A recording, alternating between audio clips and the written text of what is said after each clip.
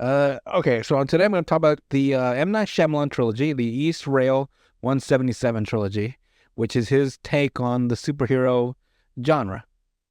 And so it started all the way back in 2000 with the first movie called Unbreakable, starring Bruce Willis and Samuel L. Jackson. And basically, the movie is all under the premise of a character named Elijah Price. I think his last name is Price. Oh, if I'm wrong, I'm sorry. I just know him as his other name, his Yeah. supervillain name.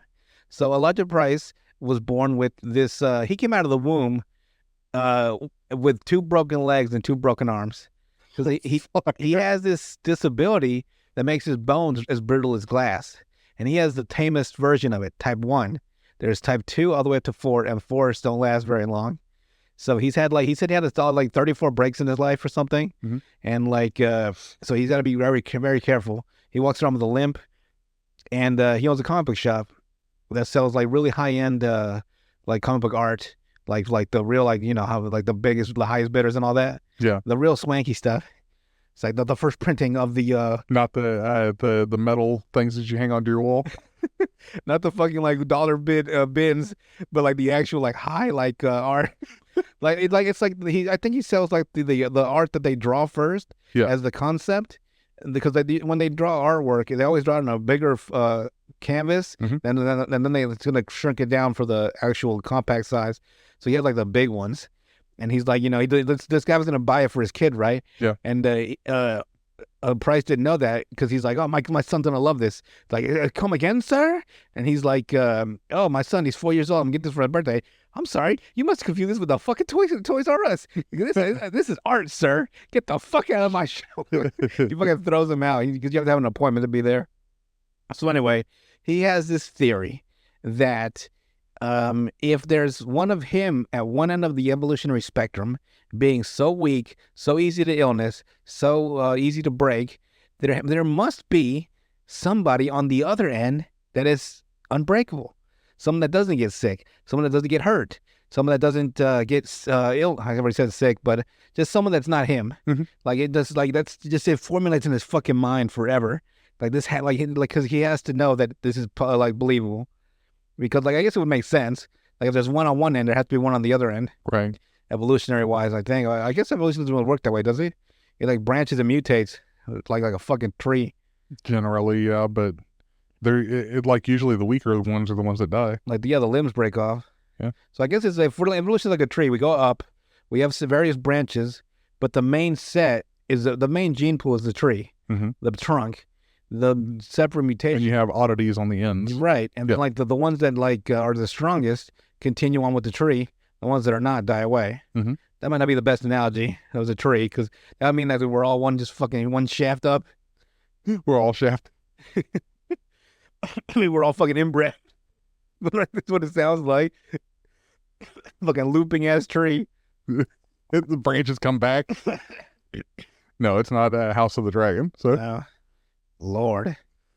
So he tried, like, one day there's an accident on the Philadelphia train, East Rail 177. Everybody dead except for one survivor.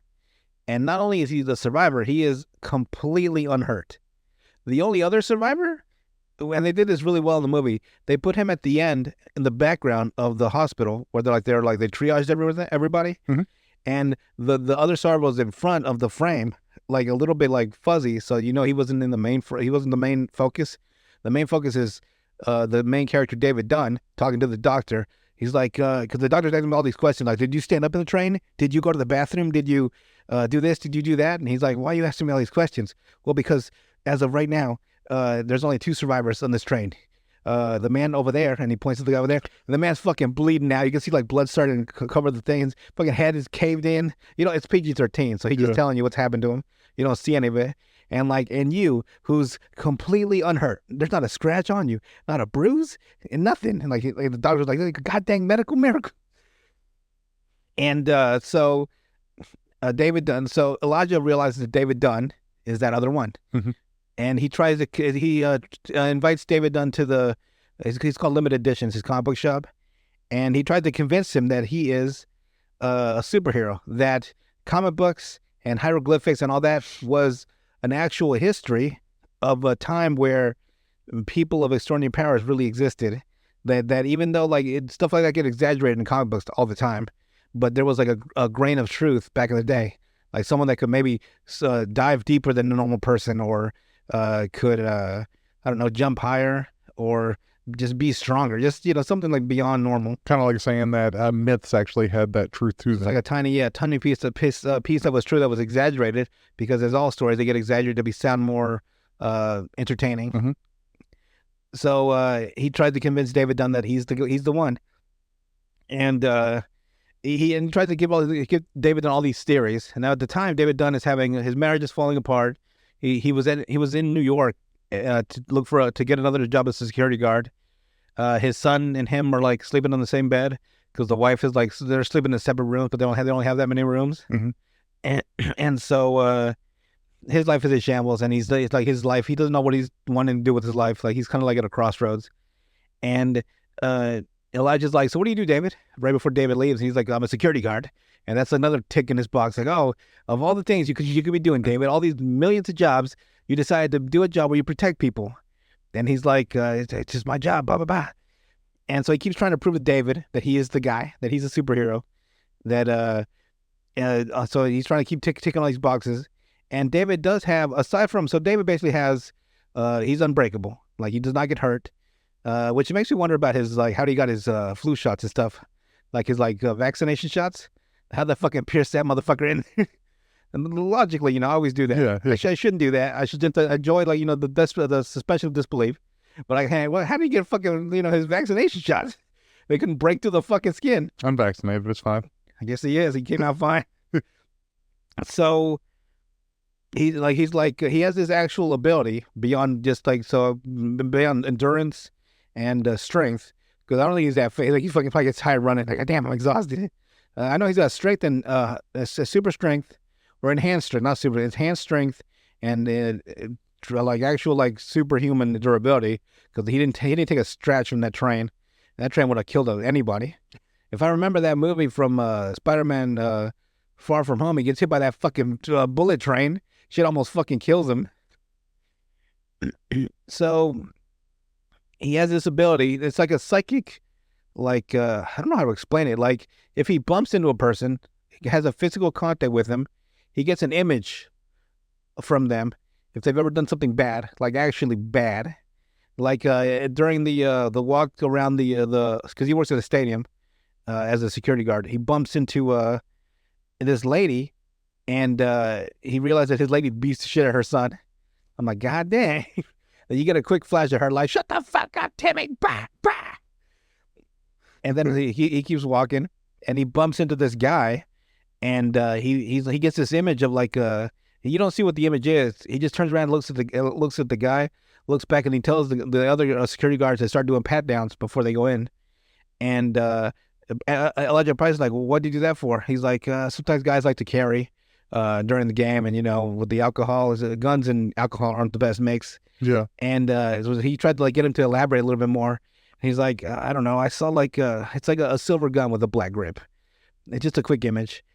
And Elijah notices the guy out there, and he tries to follow him. Like, excuse me, sir, I got a question for you. You have a gun with a black grip? I just realized like how you would ask somebody, you got a gun on you? He tries to follow the guy. The guy dips into the subway. If fucking Elijah tries to follow him, by the way, he has a cane made of glass. So if the cane breaks, his bones will break. Right. So he tried to follow him down the subway, and he fucking trips and falls, breaks like fucking every bone in his fucking body. The fucking cane breaks immediately. The guy sees him like pathetic, and that's what the look I get when he sees the guy's like, oh, what a pathetic human being. And he fucking jumps over the railing, like kind of his jacket was one of those not leather, like plastic like ish type of material. Yeah. Like kind of like a rain poncho, but it's a jacket. Mm. He jumps in, does like a fucking Batman, like jump over cape thing, and you see right in his fucking belt is a fucking silver gun with a black grip. And Elijah's like, yes, my theory. He had to prove it. Like, to him, the theory was more important than his own body. Right. Because he has to know that there is such a thing as another person on the other end of the spectrum. And so eventually this stuff starts getting to David, and he's like, maybe, and he starts like bench pressing. He ends up like bench pressing like 450 pounds. I think in the deleted scene from the movie, I read somewhere that he benched like 590 or something. So he was like he's strong, but not like superhumanly. Right. But then again, he is. So I don't know what his limit to his power actually is. So uh, he starts believing, and eventually he gets convinced by Elijah Price that okay, so this stuff is true. I believe you because well, not before that he kept trying to deny it, right? By saying like he got injured in he used to be a famous football star in high school in college, like Superman when he was in college, the same type of thing, just a higher level human being playing a sport, and so he was like they thought he was superhuman on the field, which of course he was, and he got injured. He got allegedly. He apparently what happened was there was a car crash, and his girlfriend got injured, and he just also said that he got injured because his wife, well, his girlfriend that became his wife, is like a physical therapist, and she can't stand the idea of football because it's the whole goal is to hurt and all this and that, and so she couldn't live. She didn't think she could live with herself if her husband became a football star, so he loved her so much that he gave up his football career and pretended to have an injury all those years ago because they have a flashback where he got thrown out of the fucking car by like fucking 20 feet. So he gets up like, what the fuck happened? Up on the fucking concrete. The car's flipped over. His girlfriend, Audrey, is underneath the fucking, like she's in the car and she's still in the seatbelt, so she's upside down. He notices there's no cars nearby, so he fucking pulls the whole door off of the hinges with his bare hands and just rips it off to pull her out. So he's like, well, you can just, like, the strain against the, just fucking ram, fucking pulls that bitch out. And so he remembers that because I guess like he forgot, or he just Like repressed it almost. yeah, like just didn't want to deal with it anymore and decided that he wanted to be with his wife, even though they were getting like a divorce. But then like halfway through the movie, they're getting back together slowly. So I guess they reconciled. And so he finally did, and then so after that, he tells him he got injured, but then he wasn't injured. But he also tells him when he was 7. This was what he really repressed when he was like 7 years old. In the same school that his son goes to, this old lady tells him like, "Oh, I remember you. You remember when you almost drowned in our school?" Because apparently they had to change the rules of the school pool area because of what happened to David. A bunch of older kids had grabbed him and started dunking him in the pool for fun, and they didn't realize that he drank a whole bunch of water and was drowning. And he told that to Elijah. Elijah verified it most likely, and at that point, even after they knew the injury was fake. I can't remember if he told them like, you never got injured, did you, David? And he's like, yes, I did. I was like, but you did? You like, well, maybe not. Him drowning really happened, and he, news reports and all that. And so Elijah's fucking despondent, like, fuck. So maybe he isn't the guy because that's one X on his fucking tick on his list. And so he's at a comic book shop, and he's at this comic book shop, just a regular one, right? This guy's in the back like, hey. Like, we closed 10 minutes ago. Just pick whatever, man. You just don't be jacking up to the Japanese comics, man. I swear. And the guy tries to get him out, and he keeps, like, messing with the guy. He keeps, like, because he's in a wheelchair now, he keeps fucking turning it so it smashed into a bunch of, like, shelves and stuff. And he does it 3 times. The guy's like, I'm done with this, man. I'm calling the cops.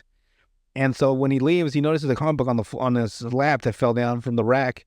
And he's like, oh, I need to buy this. And he realizes, like, David, like, of course, I didn't know what I didn't think about it before.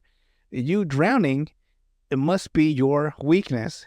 Like, apparently, David Dunn's weakness is water. Like, he can't swim, I'm guessing. And if he does try to swim, like, he has this weird thing where he, like, just, water just goes into his mouth. Like, something about it just, like, affects him. I don't know if, like, the rain, because it's Philadelphia, it's fucking pouring all the time. The rain or taking a shower weakens him. But, like, for some reason, water's his weakness. I didn't get the extent, kind of like the Luffy thing with the devil fruits. Yeah. Like, is it all water or is it just seawater? So the same with Dunn. Like, water just weakens him down. And so he realized that's his superhero weakness. And so now that he knows that David is this and that he didn't injure himself, so he's never been hurt. He really is the person that he thinks he is. And then David finally believes him 100%. He's like, what do I do now, Elijah? It's like, go to where there are people. And the next part, it's not like a comic book. So he goes to this fucking subway station. It looks like, uh, and does Philadelphia have a subway station? Yeah. Okay, so he goes to this fucking big ass like subway station, and he starts like pulling his hands out, and he starts feeling people, and like one person, the one lady. By the way, when he does this, when it cuts to them, like the whole scene is black, like lower color texture, but the person doing the crime has a bright something. Mhm. Like one woman's got a bright red jacket when she steals this fucking necklace. Another guy is wearing a bright yellow shirt when he bashes this black woman's skull. He's like, "Go back to Africa." I'm like, "Oh God." Another guy's like, this one's the darkest one. He's like, it was real ominous how fucking quiet it was too. Like he bumps into this college kid, and you just see him like, it's one of those top-down camera scenes into a room, Mhm. and this girl's knocked out in bed, and he's like, "What's your name? You look tired. You sleepy?" Then he fucking gets up and he closes the door behind him, like, "Oh." So you know exactly what happened. Yeah. And he had like a bright, like they all had bright colored. I like that concept because David Dunn's is dark green, Mhm. and he wears a rain poncho because it's protect him from the weakness of water. Apparently, Subconsciously, he just wore it. He's basically, yeah, like he subconsciously wears a rain poncho. Like maybe he knew like his water made him weak.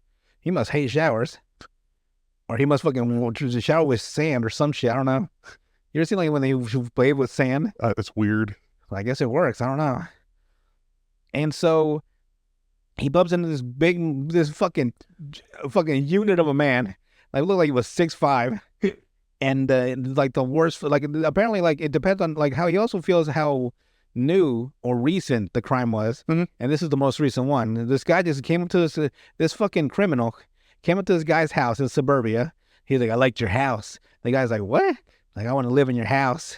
And I'm like, "No, thank you. I'm going to come in your house." And he fucking pulls on the fucking screen door and he comes into the house and he kills the guy. And he fucking has the fucking daughter and son hostage in the bathroom. And he does horrible things to the wife in the bedroom. And it's like a couple days ago or like a week ago because there's a lot of mail, but not too much mail that it's like happened like for months. Because I'm pretty sure people notice like, "Where's Gary? He hasn't been at work in like 2 weeks." So David Dunn follows him home, and he saves the kids. He finds the wife, about to save her too, and but he has this. He's looking around for the guy, and they have like this like balcony outside their bedroom that overlooks a pool. He goes out there thinking the guy's there because the window's open and the door's open, and he doesn't see him. But the guy comes up behind him and throws him and he pushes him over the balcony into the pool below. And the pool has like one of those tarps over it. Yeah. So he's like looking over like, "Uh-oh." And like the fucking weights start fucking falling. Like he's like, "Oh fuck." Of all the places and all the time for me to fucking land, I had to land in the pool. Which is, it's a movie thing. Yeah. Like you would think it was corny, but for some reason it fits in the movie. Like, yeah, of course he was gonna land in his weakness at the end of the movie. And he gets saved by those kids that he let out earlier. They grab one of those like cleaning rakes or whatever, Mhm. and they pull him out. And he goes back up there, and he sneaks up behind the guy and he gives him a chokehold, like just a regular chokehold. And the guy, this had to be the stunt double, because this motherfucker threw himself against the wall, and when he fucking turned the other way, the whole wall was dented in. And like there was like the most realistic portrayal of like a struggle, because he's fucking choking him, right? And this guy's trying to like, first he hits him with one elbow, right? Then he puts his other arm against his other hand, and then he pushes his elbow even harder. Like when you use your other hand for support, Yeah. or for and like you can really see like the extra movement, like from the first elbow, right? David behind him is not moving. With the second one, he's fucking jerking side, like, "Oh fuck, my ribs," and like he's like throwing himself into the back, like trying to throw him off. And it's not hurting David, and he's strong enough to hold on. So he finally chokes the guy and knocks him out, saves the wife, but the wife ends up dying, I guess, from the abuse. And that's it. Like the next morning, he shows his son this little news report because the whole movie, his son believed he was like whatever Elijah was saying was true. Mhm. It's like, of course he would. Like, my dad's a superhero. I believe it. He believed it so much he was gonna fucking shoot his dad in the kitchen. Like, "If you let me shoot you, we can prove that you're a hero." And he's like, "No, if you fucking shoot me." He never shoots him, right? He convinces him not to. But man, that was a tense fucking scene. And like the mom's trying to calm him down, the dad's trying to calm him. "I'm just gonna shoot you one time." I'm like, "Uh oh." And so he shows him like the little like And like when the kids give the description, they just give them the poncho with no like the face covered, so you don't know it's actually David. It was really cool little like it was like a comic book panel actually, which I'm pretty sure what they're trying to do. Yeah. So David's like you were right, son. Just don't tell your mother, and don't ever try to shoot me again. I'll beat the hell out of you. That's what I would have told you. Don't you ever fucking try to shoot me again? Because David had that like home defense gun revolver up in the. They always had it up in the fucking bedroom, like up in the fucking In a shoebox or whatever. some Yeah. bullshit like that. Yeah. A place you would never actually put your gun. Not at all. And so the next day he goes to Elijah, like, thank you, Elijah. He finally finds his purpose in life. Like David finally knows what he has to do, or what he wants to do is help people, be a hero. So from now on, he's gonna just go around, feeling, and that's the only way he can really like. How else can he tell? Like, Yeah. I gotta feel for the criminals. I gotta put my hands on it. He's kind of like bumping into people. Basically, yeah, like just go into crowded spaces, and you'd be surprised how many murders you bump into probably. And so the movie ends with like, well, I guess the only thing left for us to meet, like he ends up going to this opening gallery for a limited edition, and he meets Elijah's mom, and he follows Elijah to like the back of the little shop, and he's like, well, now all left to do is us to shake hands, partner, or whatever he says. They shake hands, and the fucking M. Night Shyamalan twist comes up, right? And it turns out the train derailment was caused by Elijah Price himself. Like he's the one that not only did he cause the train, he caused 2 other terrorist attacks in the city. Oh, fuck. He burned down a whole fucking city, and he brought down a plane, and he did all that. It turns out Just to find a person like that? just to find if that person existed. He now knew his place in life was to be the bad guy, Oh, my because he God. knew he was always the bad guy because he was the mastermind. Yeah. And like David looks around the fucking room, right? This motherfucker has fucking bombs and shit all over the place. I'm like, oh fuck. He's got fucking news clippings of like crimes that have like 2,700 people killed in a mudslide in Mexico. 1 newborn survived. That one actually like I was interested in that one. It's like, oh, did he find another one as a baby? Yeah. And so like that was his whole fucking purpose. And like how I knew, David, that you were the hero and I was the bad guy? Because when we were because of the kids. Because apparently when he was a kid, they used to call him Mr. Glass. So that's his villain name, Mr. Glass. Mr. Glass. Because of the kids, David. Because he told somebody that the scariest thing is not knowing your place in the world. It's like, now that you know your place, I know my place, David. Isn't it wonderful, David? And like it was like really trippy. Like he was. You could tell that the whole scene flipped. The whole movie flipped. You saw how deranged Elijah Price was. Don't you see, David? Because of the kids, they called me Mr. Glass. So David ended up, it did one of those like stop scenes where like it's just like a text that tells you what happened after the movie. Yeah. It said that David Dunn alerted the police of to a limited edition where they found 3 acts of terrorism, and Elijah Wood was sent to a prison for the criminally insane. Like an Arkham. Yeah. And that's how that movie ends. Mhm. So then the next movie like happened like fucking 16 years later, I think. God. I think it was 2016 when Split came out. And Split starts basically with these 3 girls finishing up a birthday party. Mhm. And the 2 of them are regular, just, ditzy college or high school girls, right? Yeah. Not a care in the world. The other one had like a darker edge to her. Like she lived on the streets or something. I don't know, like in the, She looked rough. no, not like that. I mean, like it's like she's like worldly. Okay, Like more okay. like she was not like she wasn't like so obsessed with the ditzy high school stuff. Like it looks like she's So it's like the 2 bro girls all like the meme, like the real one? ditzy Yeah. rich one, and then like the street one, yeah, the one like like the street smart one. yeah, That's her, right? Like she like looks like she's been through it, and like she's like either that or she was just more intelligent than them or something. She just did not fit the mold of them 2. Yeah. And they were forced to invite her to the party even though they didn't want to, and she couldn't get a ride. So the dad's like, we're not leaving her here until she gets her ride, and if not, then I'm gonna give her a ride to her house, like a typical dad thing. yeah, like Like leave a random girl right. at the birthday party at the fucking restaurant. So he takes them. He's about to take all 3 of them home, and then Kevin Wendell Crumb ends up in the fucking in the driver's seat, right? Just a random bald guy with glasses, and he turns around. The 2 ditzy girls are like, "Sir, you must have the wrong car." Fucking turns around and sprays them in the face, and then knocks them both out. And he doesn't notice the 3rd girl who's in the she was in the passenger seat. Like he's like getting ready to start the car, right? And she tries to open the door and like it clicks because it's locked. And he's like, "Huh? What?" It's like, "Where the fuck did you come?" He doesn't say anything to her, but he's like, "What the fuck? When were you there?" And he sprays her too. And he takes me to this fucking terrible ass dungeon place underground, and he starts talking to him.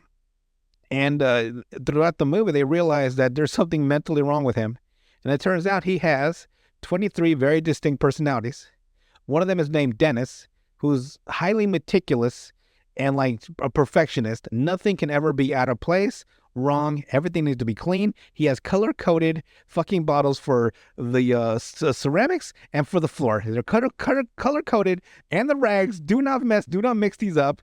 The blue is for ceramics. The pink is for the floor. You get to work in this bathroom, clean this bitch up. And then his other personality is named Patricia, who's got this really like high kind of like a royalty type personality. Mhm. Who wants a PB&J sandwich? Oh, where she's like that, the stereotypical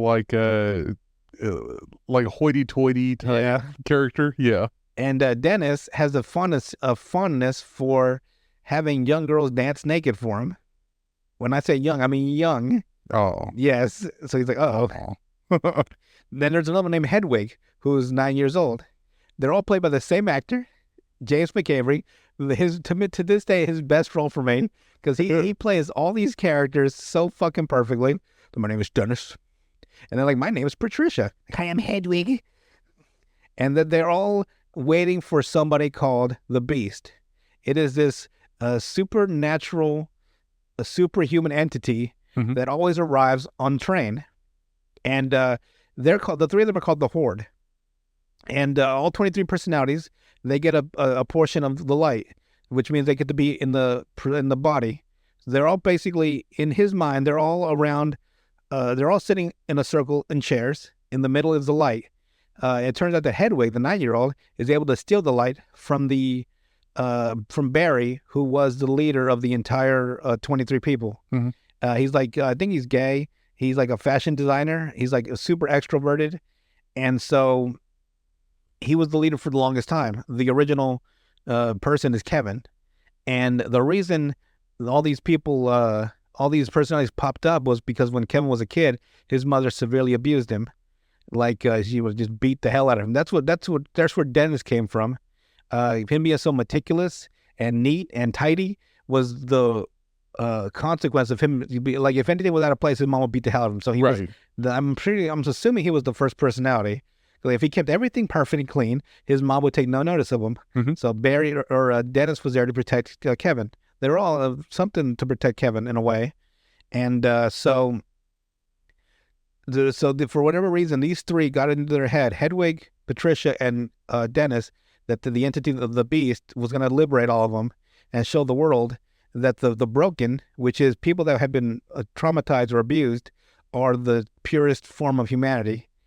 And so the reason they kidnap these girls is as a sacrifice for the Beast.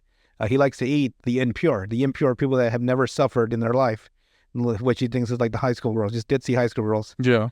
And so eventually the Beast does show up, and he is fucking wild in this movie. Like he can climb, like they show like every time he takes, like the Beast comes into form or arrives, right? You can tell it's a different person because his fucking veins are fucking popping out of his fucking body. They're like fucking deep and green. He's like just fucking looks like he's built like a fucking tank. And like I don't know if they added a little bit of CGI or if James just took a fucking ton of steroids and worked out, because he was fucking just like, I was like, God, imagine seeing this motherfucker at the end of a hallway just and you're like, oh shit. It's like, well, I'm leaving. Well, I'm gone. So all the 23 the Kevin in general had to go meet a psychiatrist on a consistent basis to ensure that his personalities were okay, or like that he was functioning properly in society. And for whatever reason, Barry was the constant one in the light. He was the leader of the whole 23. But then the psychiatrist realized that Barry that Dennis was pretending to be Barry. and because she was getting emails from Kevin at night, but it wasn't Kevin. It was the other personalities. They would take the light for just a few minutes. They would send her distress, like, I need help. I need the quick session with you. Yeah. And then Hedwig would come back and then give the light back to Patricia or Dennis. And so the other part of the 23 were trying to get enough therapy to give Barry back the light. And the three from the Horde were trying to keep the light to let the Beast appear for the first time. And so it was almost like a religious thing where like their Messiah was coming. Yeah. And the other ones didn't believe it. And but they're like, they believe that this entity was like, only it's like an evil entity rather than a holy. Right, because he eats people. Yeah. And I'm like, oh God. And so the doctor ends up showing up to talk to Dennis, and to talk to Barry, to talk to anybody. And she ends up going to his place, and it turns out that he fucking lives at the zoo. And they gave him, when he became the head of maintenance, they gave him this whole abandoned wing of the basement, and he just rebuilt it into his house. And like, it's a fucking huge ass awesome, man. It's a great way like to do a small budget movie to make it compelling. And so the other two girls get killed and eaten. The old lady gets fucking her ribs crushed because the Beast bear hugs her. You can just hear her fucking bones cracking. He's like, and she writes something down on a fucking piece of paper before she fucking gets cracked in half. And so he starts looking for the third girl, the one that's different from the Dissy ones. And the one that he didn't see originally. Right. And you'll find out why he didn't see her. And so the Beast is looking for her. By the way, like, apparently he can walk the walls like fucking Spider-Man. Well, they said he can put his fingers on like the smallest indent in the wall and climb it like an advanced rock climber. Yeah. Like when you see it the first time, it looks fucking unbelievable. Yeah. Like, he just fucking climbing the wall off his fucking thick ass back like a fucking gorilla. And like they kind of like didn't do it as well in Glass because they just had him walking just on a wall like Spider-Man. Yeah. Instead of like an actual like believable because there was like a bunch of rock formations in this little spot of the wall, and he just fucking climbing it like a master rock climber. And so the girl she's in the kitchen. She finds the old lady fucking cracked in half, and she sees the paper and it just says say his name, and it turns out that like a superhero, he has a weakness too, and it is if you say his full name, Kevin Wendell Crumb, he'll revert back to his original personality as Kevin. Because his mom used to say his full name when she would fucking yell at him. Well, she'd be pissed. Yeah. So that's his mental, Yeah. Because I was like, that is fucking genius. It's almost like Mr. Mixbillick. Like, you just say his name? Saying his name backwards. He's like, Kevin Wendell Crumb. And he's like, Kevin Wendell Crumb. The beat's like, fuck. So Kevin comes into form, right? And he's like, what year is it? It's just still September 18, 2024? Fucking 2 years ago. He's been gone for 2 years. Jeez Louise. All the personalities have had the life for that long. He's like, oh, fuck. And there's a great scene where they all have their own little diaries on a computer. Uh-huh. And you can see like they did like at least 8 or 9 personalities, right? Like one of them is actually like a diabetic. Well, the rest are not. Dennis needs glasses. The rest don't. So it's like they're all actually different personalities, right? That reshape his body chemistry when they take the light. So I'm like, that's fucking cool. That is weird too, right? Like, being blind but not being blind is a different, and it's still the same body as Wild, right? And so she says his name. He fucking every time the Beast shows up, he's always shirtless. So they do a thing where like everyone else is never shirtless but him, which is fucking like if they keep it like that consistent lore. You kind of accept it. Mm-hmm. So, because Kevin comes in, he's got a blanket over himself, and he's all confused. And he's like, what did I do? Did I do something? Like, did I kill that doctor lady? And he's like, oh, fuck. There's a shotgun back there. Grab it. There's some shells in my locker, and, kill me. And the Beast starts fucking taking the full body again. So she runs off, and the Beast is chasing her. It's fucking crazy. He gets a hold of her at one point and starts ripping her shirt. And she grabs a gun and she swirls over to shoot him, and he fucking disappears. And then she ends up going to this little cage and closing it behind her. And he comes up and she point blank gives him 2. One on the bottom right of his body, and one right over the heart. 2 fucking shotguns, just bam, bam. And he eats them, and they leave a fucking huge ass welt and it pierced the skin, but it didn't go through. Yeah. And he starts trying to break the bars. Like you see him it's a great scene where he starts bending the bars, and you're like, uh-oh. And then he sees that when her shirt's all ripped up and she's just her belly showing in her arms, you can see that she's cut herself a lot, like just all over her stomach and her arms and everything. Like she self-inflicts. And throughout the movie, they were showing flashbacks of her past, and it turns out her uncle used to molest her. And in the fucking worst, like they used to go hunting, right? And they used to play a game when they would play it, like let's pretend to be animals again. It's like, come on, animals don't wear, take your clothes off. Animals don't wear clothes. I'm like, oh fuck. Oh. Exactly. You see this man on all fours going, oh, and it's fucking, oh god. And so and then her dad dies, and her uncle becomes her legal guardian. Oh. So her whole life, that's why she's also one of the broken, meaning that she's also like, you are pure. So the beast lets her live. And that's how that movie ends. I'm like, God, that was a brilliant. And no, that's not how the movie ends. The song starts playing, and I'm like, that song. If you watched it cold, right? Not because I knew where it was from like all the leaks and stuff. Yeah. Like on like YouTube and stuff. And so I came in knowing what the significance of the movie was. But if you watched it cold, just think it's another M. Night Shyamalan, because they kept it so under wraps. Because it was an M. Night Shyamalan movie. The theme song from Unbreakable starts playing at the end of Split. So if you were a fan, you'd be like, wait, that song's familiar. And then at a coffee shop, at this diner, right?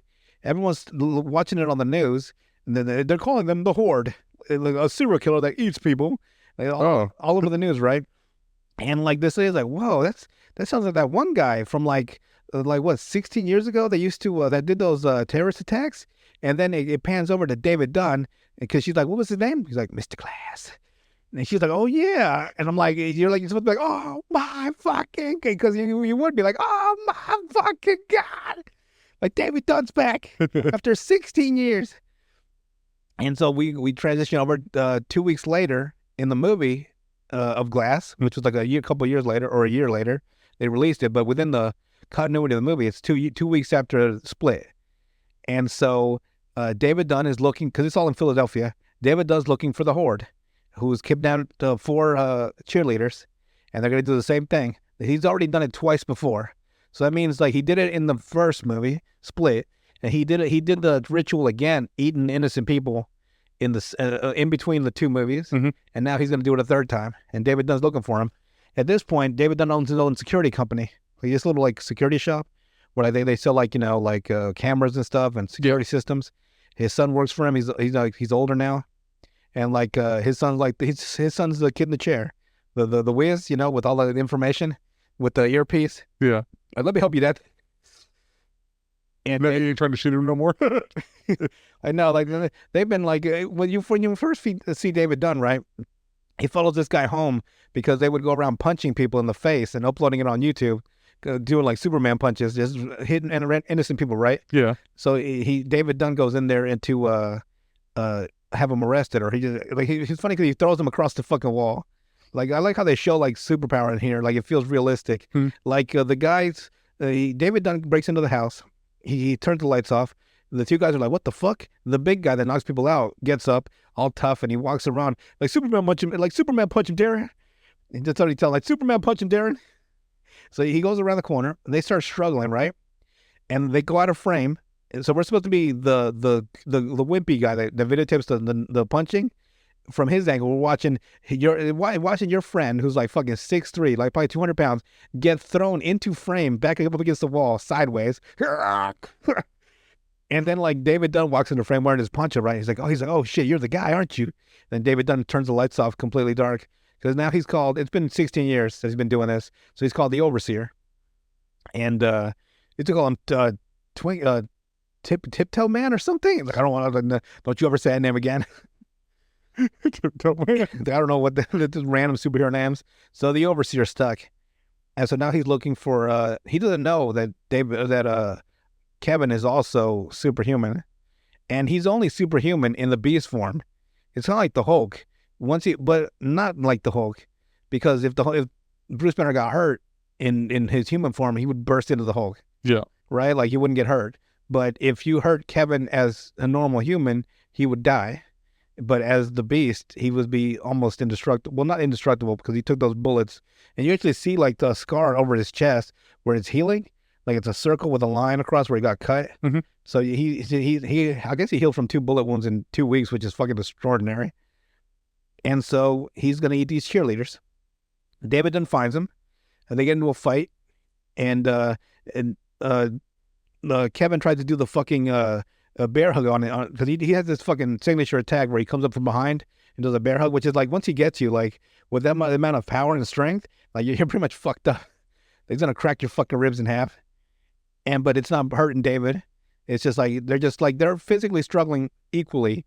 And so it's like, so he's getting fucking bear hugged. So David's like, well, might as well jump out the window. He fucking throws both at the fucking 3rd-story window. He's like, fuck it, ah. And they end up landing on the ground. And they get back up. The Beast is like fucking pounding his chest, like, oh, a worthy challenger. And David gets up like nothing happened to him. And they're about to run at each other. And then the fucking police show up. And they both get arrested. And they use this fucking light thing, like a sudden flash of light. And apparently it messes with, because it's the light, it messes with Kevin's personalities. Mhm. So that's another one takes over because the light flashes, like, bam, it's a different one. Bam, it's a different one. So they flash and he ends up getting knocked out from the flash. And David gets arrested because they tell him, like, David, you might be able to escape, but you're going to hurt a lot of people in doing so. So why not just give up? So he gives up so he doesn't hurt any of the police officers. So they go into the mental institution, and where Elijah Price has been for the last 16 years. And the Horde is afraid of David because they're like, is that a normal guy? Because he sure as shit didn't look like a normal guy when he was fighting the base. Like he was going toe to toe with their god. Yeah. And he was, it's funny because they were on site for most of the movie. The minute they saw each other, like, oh, let's fucking go. Because there's this scene where like they're put on opposite ends of the insane asylum, right? But their doors can see each other. Like it looks like the corners for some reason. And when the doors open, both of them open once for the orderlies to come in and out. And the Beast sees him, and he turned Kevin sees him, and he turns immediately into the Beast. And then Dunn sees him. He's like, let's go. And they both start running at the fucking door. It was so fucking funny to me. Like they it's on site. They literally, yeah, like they were ready to fucking go. The Beast really wanted to fight him, and the Horde is afraid of someone being equal to the Beast because the Beast is there to protect. He's been there to protect Kevin from the beginning, from his mom, and now from anybody that's impure. That's the Beast's whole fucking goal in life is to protect Kevin. So there being a person of equal or superior power to the Beast is terrifying for the Horde.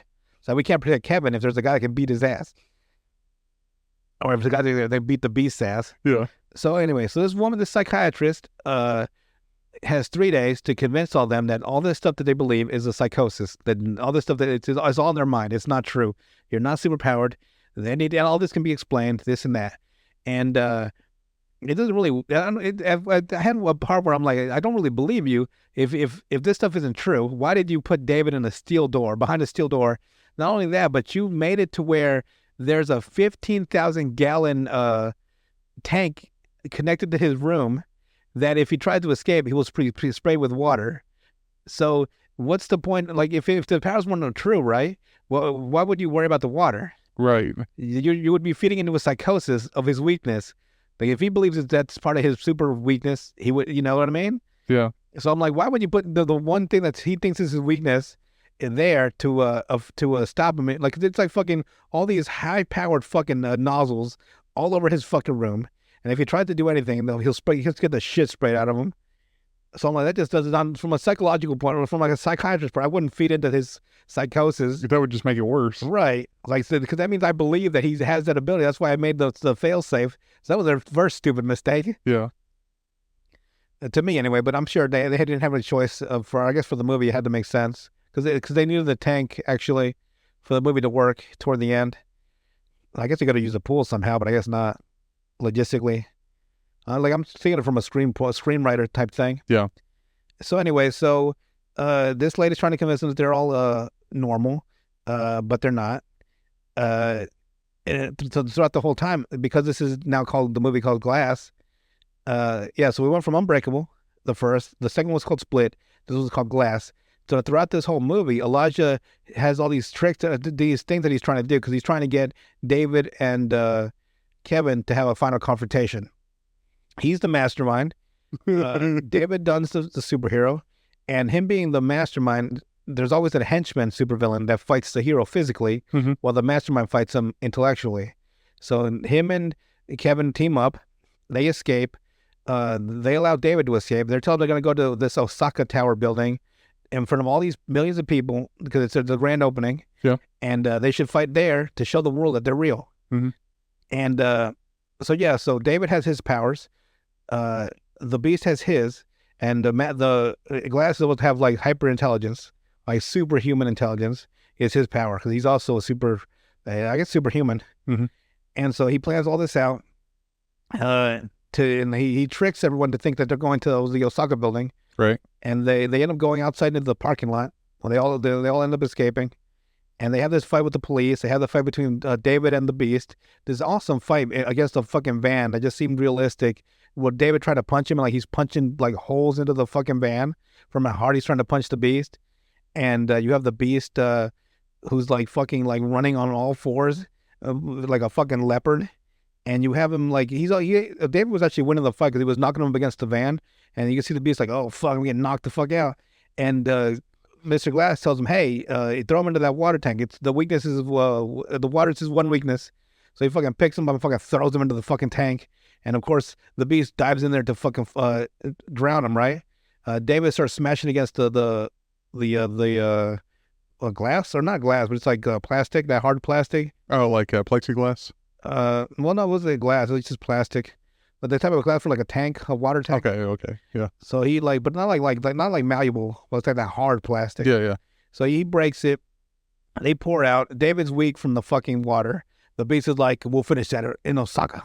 Like he was gonna kill him there, but he's like, he wants the world because the Beast wants the world to know he's superhuman.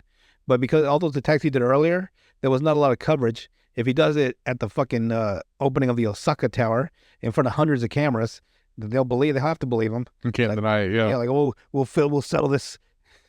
I'll see you at 3:00 in the backyard, my playground. You know what I mean? So he leaves, right? But then the fucking police get there, and each character has their own little side character. David has his son, who's there. Kendall has that girl who had a connection with Kevin, and not the rest of the personality, but just Kevin, because they've both been abused, so they have the same bond.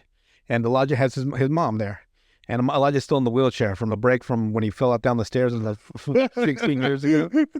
He's still broken. Yeah. And so they're all there they're all having these little conversations and talk back and forth between their side characters, the main characters. All this stuff is going on. The psychiatrist is just trying to get the police there to stop them. So they get there. They start fighting the cops. The cops get there. They start fighting the Beast and David. David pushes like fucking 4 cops into a fucking like shipping container. And then he closes it up with a fucking rebar and fucking bends it in half to keep him like, I'm just trying to keep you safe. And then fucking Kevin eats fucking one of the cops. Oh. Yeah, he's like, so then the big plot twist happens that Joseph, David's son, found out. It turns out, 16 years ago, at the East Rail 177, not only was David on the train, but Kevin Wendell Crumb's father was on that train. And his father was trying to figure out, he was like a psychiatrist, trying to figure out how to help his son. And so it turns out that Elijah Prince not only made David the superhero, he created Kevin, but it took 16 years for Kevin to form into like the Beast. So like, don't you see? It's all connected. So all of it is fucking connected some way, somehow. Yeah. Like it's like the most connected, perfectly complex, but believable story. Like Elijah Wood built both of them. By killing Kevin's father, it made his mom crazy enough to abuse him. And they're in turn creating the Beast that 16 years later would fight David, who he also convinced was a super being to all those years ago, 16 years ago. It's fucking insane how intricate it is. And the Beast is like, he was happy that he was created, right? but he always he now he can't trust Elijah for killing his father, Kevin's father, and so he fucking punches him in the chest. And him being brittle as fuck, even a fucking slap from the beast would have killed him. So he fucking punches him and he pushes him back like, oh fuck. And so he goes back to fighting David. And this is what I mean by funny. So Elijah's in the wheelchair, right? He rolls back because he just got punched in the gut. Probably broke every fucking bone in his ribs. All his ribs, everything just fucking shattered. He fucking falls out of the wheelchair onto his knees. But him being brittle, both his knees break on the way down. So he lets out another, like you can hear like crack, crack. He's like crack, crack. Ah! So he lets out. He yells out when he gets hurt in the ribs, right? Yeah. But when he falls on his knees, he does another. Oh, my fucking knees! It wasn't supposed to be funny, but him fucking breaking his knees on the way down. I was like, wow. He's gonna be on a stretcher instead of a wheelchair. So the police get there, and the girl ends up using the Kevin Wendell Crumb phrase to bring Kevin out, right? And what she does, the fucking snipers take a shot and kill Kevin. It's like, he's human again. Shoot him. Pow! Fucking shoot him in the gut. He dies. One of the cops drags Dunn into this fucking like asphalt, like this broken like pothole. They fucking drown him, killing him too. Right before he gets killed, the psychiatrist that was trying to convince him they weren't superheroes has they take my hand, David. David's like, what? I'm fucking drowning. Okay. Takes her hand, and he has a flashback, and it turns out that she's part of an organization that for the last 15,000 years, they've gone about killing any superhuman to keep the world into the status quo. So that's why she was trying to convince they try to do it humanely by trying to convince them they're not superhuman. To where they go back to normal lives. Right. If they can't, they have to kill him. Yeah. So they ended up killing Kevin. Elijah died from the wounds inflicted by Kevin because, I mean, if he brittle. Yeah, even like a live punch from me would have killed him. So you imagine a superhuman punch to the stomach. Like, broke his knees too. And like, man, he broke his fucking knees on the way down. I just like the fact that he was so hurt from the stomach, right? That the knees must have hurt him. It must have hit him so hard because, like, you know, like imagine like taking 2 pains. Yeah. It's like that Joker thing, like when he's like, you know, when you hit someone really hard, that next hit isn't as effective. But apparently the knee cracks were just as effective as the fucking stomach punch. He's like, oh, a second yell when he fucking broke his kneecap. I'll fucking say, I'll rewatch the movie and I'll send you the clip where he's like, oh, my fucking knees. And so David Dunn is the worst, and they fucking drown him in a puddle of fucking water. Oh. Like the most disrespectful way to die. Like, here's your weakness. But like, I mean, like if he drowned in like the ocean or like a fucking like massive river, right, fighting a villain, right? But they fucking drag him to a fucking puddle and like, so they couldn't fight him off to begin with, though. No, from the water from earlier, he was weakened still because of David. Yeah, so or no, because of Kevin. So they had a perfect time to kill him. They just kept fucking and probably constantly the water. Once his fucking mouth hits the water, he's probably fucking choking it up anyway. Like he just has like a fucking. Like it's like an attraction almost of the water too. Like it just goes straight into his mouth like immediately. Like, and so they're all dead. All the superpowered beings are dead. But Elijah's plan, surprise, it was never to go to the Asaka Tower and have a duel in front of all these cameras. Yeah, there was 100 cameras installed at the psychiatry ward, and he ended up taking all the footage that the organization deleted. Mm-hmm. He took all the footage and he put it onto a different server on an off-site computer, and to have distributed to the world once they died, so they would see the whole fight between David and Kevin, their superpowers, all this and that. So he's like, checkmate. That was his ultimate plan in the end. Was like to expose the entire thing, to expose that superhumans are real. And so the movie ends with the side characters, the girl, the mom, and Joseph, the son, David's son. Watching as the people watch this new footage all over this, like they just ended up walking. I think they walked to the same subway station that David went in the first movie. They just walked the fucking phones, like, what the fuck? You see this guy? Because at one point, fucking Kevin flipped the whole cop car over. He's like, fuck his car. I remember because one of the cops was like, we out of here. We get the fuck out of here. We gotta get out of here. One of the security guards like, we out of here. We out of here. I don't fucking blame him. Because they imagine a guy coming up and flipping your fucking cop car. So yeah, I'm done. Get the fuck out of here. So yeah, all the heroes die, but or all the superpowered beings die, But Elijah being so smart, he planned that from even if they had even like live or die, he was gonna expose everything. Yeah. So now the new age of heroes, like if M Night Shyamalan ever goes another three, which I guess he wouldn't because that was the whole like The whole thing. all three fucking movies. It turns out were origin movies, like each one of them, the origins of the super beings, I guess. Yeah. David, Kevin, and then Mr. Glass. They call me Mr. Glass. My name's Shatter. They also had the perfect color scheme too. David had dark green, Kevin had yellow, and Mr. Glass had purple. Like because when they were sitting at like a little like group meeting for the when they first meet the doctor, all three of them together, they all have the color scheme and they're all sitting in line. Like each color is like, oh, that's fucking cool. They really worked on the color scheme for this movie. Yeah. And they didn't do it much in the second movie because I think they want people to realize that it was connected to Unbreakable. Like, wait, that color scheme was in Unbreakable, where like everyone has a different color. Yeah. But they really pulled it into the Glass because once the cat's out of the bag. Yeah. Yeah. And I was like, damn, that color idea is awesome. Like it's like giving every character their distinct color. It's like almost like it's really cool to me. I don't know why I liked it so much, but I loved it in Glass and more in Unbreakable. Yeah. Because you notice it by yourself, like wait, they all have a different color scheme. That's kind of how they do it a lot with anime too, where they have like characters that have a certain color scheme. That way you remember who they are. Exactly. I guess is what he was pulling out from. Yeah. But he even said like through the character dialogue of the movie, like there's always a secret organization behind, the superheroes, and like he really read the comic books and built a little world himself. The origin of the superhero, the supervillain, the interconnection of all the characters, the side characters interconnected too. Because the girl that Kevin spared, or the Beast spared, is going to the high school right now in the movie of Glass, where Joseph Dunn, David's dad, went when he was younger. And they even show a picture is that Joseph Dunn, like in like the little Hall of Fame thing they have? Yeah. Like it's all just fucking interconnected. It's fucking insane. Plus, he's so good at dialogue, like realistic dialogue. Like if I had to like make a difference, it'd be like Quentin Tarantino has what I call idolized dialogue, where everyone speaks in this like they're so like smart and witty. Every character like they have like this like like charisma to them. M. Night Shyamalan's characters feel real. Like they're like sometimes they say dumb shit, or sometimes they they don't know what to say. Like they sound realistic, like they would in real life.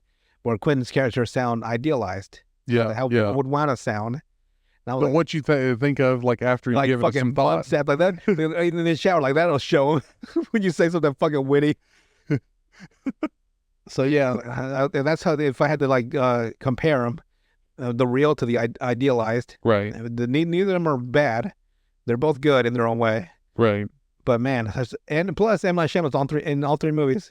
Oh, in the first one, he plays a drug dealer at the stadium, and David Dunn bumps into him.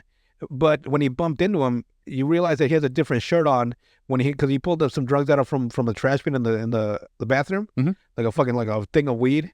He had a different shirt on, and when David bumped into him, he had a different colored jacket. So you realize, because he does a pat down, he doesn't find anything, but he didn't find anything because he was looking at something from further away.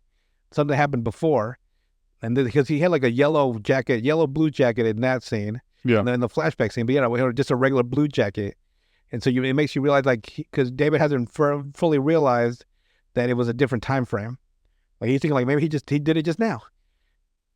And then so in the second movie, he's what is he? He's like the security guy at the apartment where the psychiatrist lives that Kevin meets. And so he does all the security work, all the cameras and everything. And in the third movie, he has to he's at David Dunn's shop to buy a camera because he said like one of my tenants, because I guess he's the landlord, one of my tenants he died off site, so now all my tenants are fucking freaking out, so I gotta buy a new camera system. and he made sure to know that he's actually the same character from the first movie, the drug dealer. He's like, wait, don't I know you?